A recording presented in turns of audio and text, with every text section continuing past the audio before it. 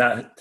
My introduction into that scene was at the tail end of the '80s. I worked for Holly Solomon Gallery, and that was kind of like the tail end of like when you were there. I think in the East. Holly was my first sale ever in a commercial gallery, actually. Yeah. I'm going to date myself a little bit, but my introduction in New York was more like the alleged gallery scene. So I missed most of all of that. I see it in like nice documentaries and things. So just legend. Yeah. I left before the move to Chelsea. Yeah. So, I mean, and I still call Chelsea Soho, the dinosaur. But but it's a different time when you get a Koons piece where it's been used as an ashtray. Yeah, that doesn't happen anymore. No. You mentioned Damien Hirst, and it cracked me up because I was looking at your Instagram just a little while ago, and I think it was a picture of your daughter, maybe with a Sharpie, just like going to town on the corner of like one of Damien Hirst's paintings, and I was like, oh my God. Yeah, that's our LA house. That's hysterical. Yeah, I sent it to him, and he kind of was, and he didn't even comment off phone, or said you paint like I'm insured, even if it were real. It's not. I think I made a comment on your Instagram. I was like, "Oh, your daughter just improved the Hearst." So yeah, no, it's actually not real, but if it was real, it was just my own. Oftentimes, I'll make a Photoshop of my fears. Like I did a Photoshop of Art Basel, and it was all Richard Prince nurses hanging up and everywhere wearing face masks. Mm-hmm. This is before they cancelled it because I had a bad feeling. So I'll often confront my fears through Photoshop. It's quite a powerful kind of tool to deal with your demons.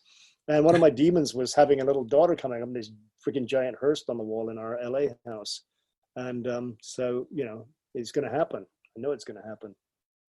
And, I find it so wonderful to kind of like be a voyeur and see her because we all have young kids, and I think that challenge of being an artist and also having little ones in your life is a real juggle, isn't it?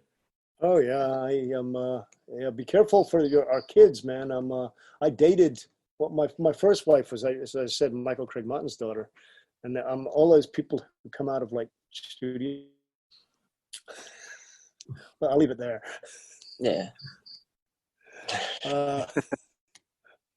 But yeah, they're smart. They're smart, very intelligent, very articulate, and resolute.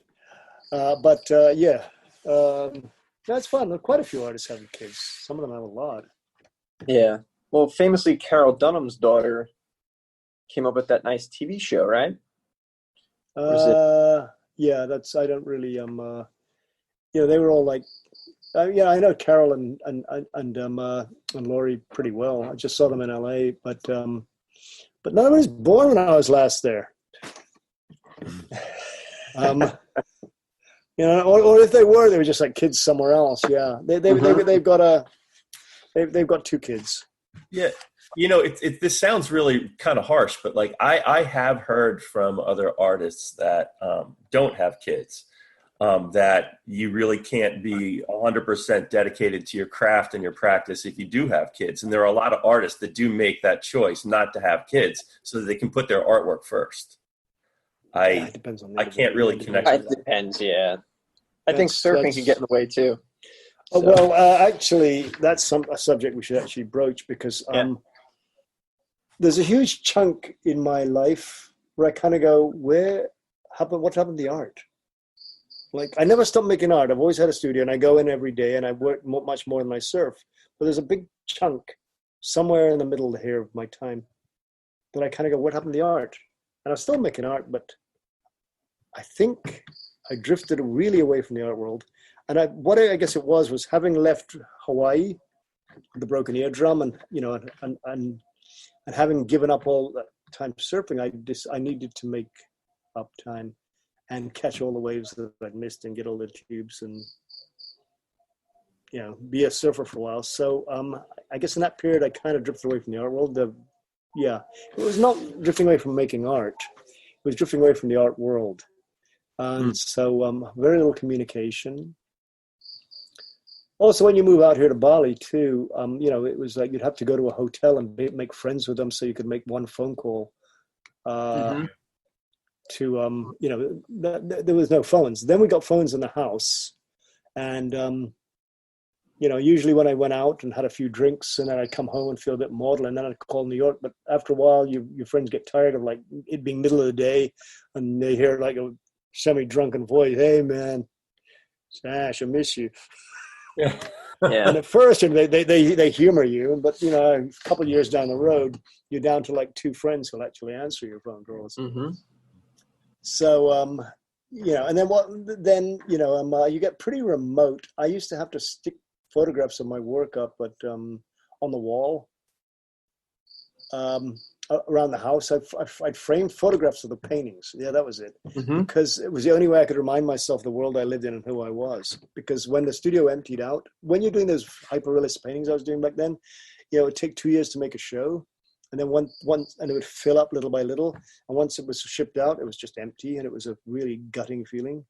When it was full, it was an incredible feeling because it were like these figures that you'd been dialoguing with for 2 years, who became like friends of yours, all these like insane people all around you. Right. All that figurative work that I did. Screaming people and mad people and the subject matter of a lot of those paintings, for me, are reminiscent of very specific places that I know from my travels. Which painter? Because there were a couple of series the series, for example, the blue man on a moped with. That was actually a little later. That followed. I'm talking about the ones that were really kind of hard ass. Those are the. I had a rule, built, right? They were all on wood panel, and I had a rule. They had to be life size, and it just had to fall into the general parameters of could happen. It couldn't be fantasy. It couldn't be surrealism. It had to be could happen. And so, having two lesbian chimpanzees in Ascot Day hats humping each other's estrus mounds, while a naked man squats next to them, defecating. It could actually happen.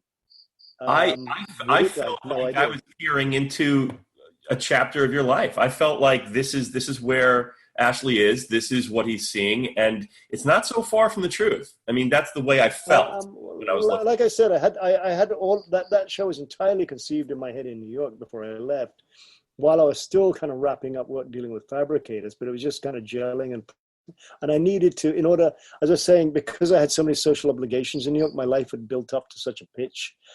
I never had time to do the kind of hours. Those things you'd take 18 hours a day. They were insanely, stupidly detailed to do. And it's what I wanted to do after working with fabricators. And I lasted 10 years until I wanted to just blow my brains out because, you become a slave to that kind of stuff.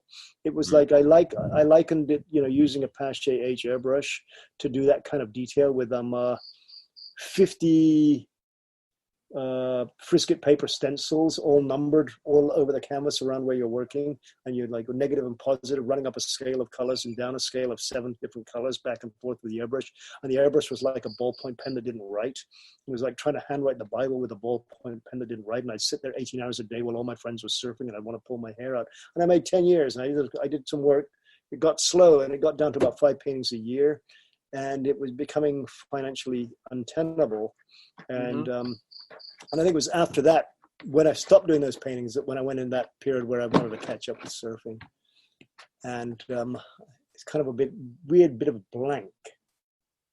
Yeah, because being out of the loop of New York. But like I said, because I was such an insider when I left New York, I've been able to feed off it for this almost over 2.5 decades since then, without setting foot there more than, I guess I've been back a total of only 4 months, maybe max 5 total in 25 years. Wow. I added it all up. So yeah, I was but lucky the thing to see is, you at Malpin then. Where do we meet? We met at Lehman Maupin.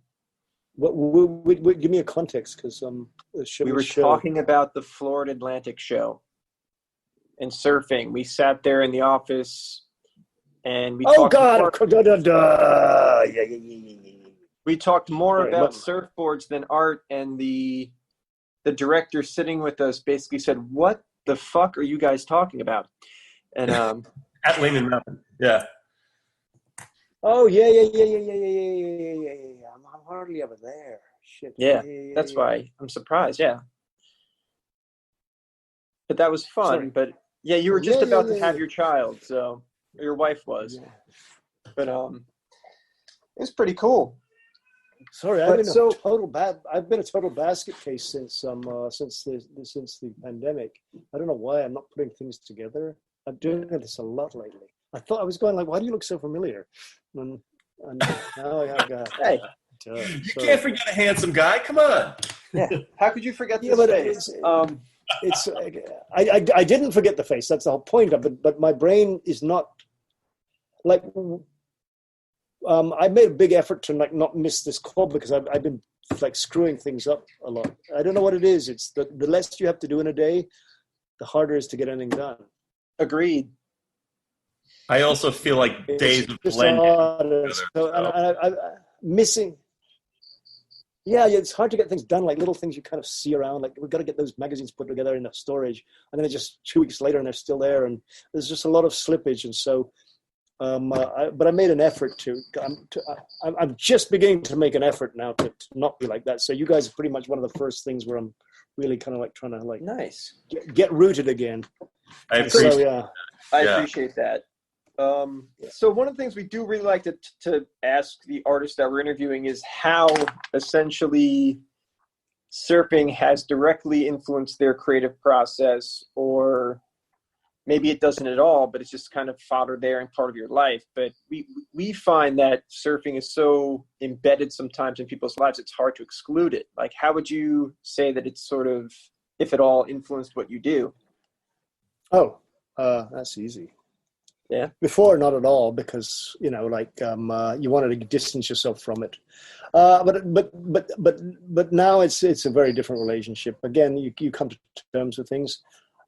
I have never and will never do surf art. I find it as bad as tennis art. Yeah. I mean, like golf art. The fuck? Who does that? I'm glad that you're touching on this, because this is like our next question. Yeah, because there is a whole genre of surf art, and like we just had that. Or they don't. We just had that guy. What's his name? He's quite a famous surf artist. He does this floppy, hippie-ish kind of minimal things, and he's been in a lot of advertising. He lives in San Diego. He was just doing a project out here, and I met. He's a nice guy, but yeah, he definitely was a surf artist.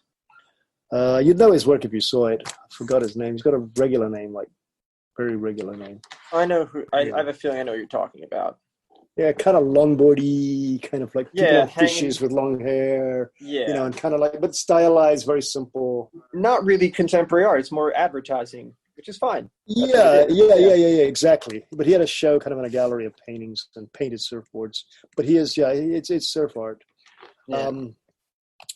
No, I'll never do surf art. Now, that doesn't mean that surfing has not entered the work, and little by little, more and more and more. I mean, if you come around my studio now, I mean, you guys are talking about Blue Man and stuff. The Blue Man, it's there, because basically he's blue with his hair like a tropical island.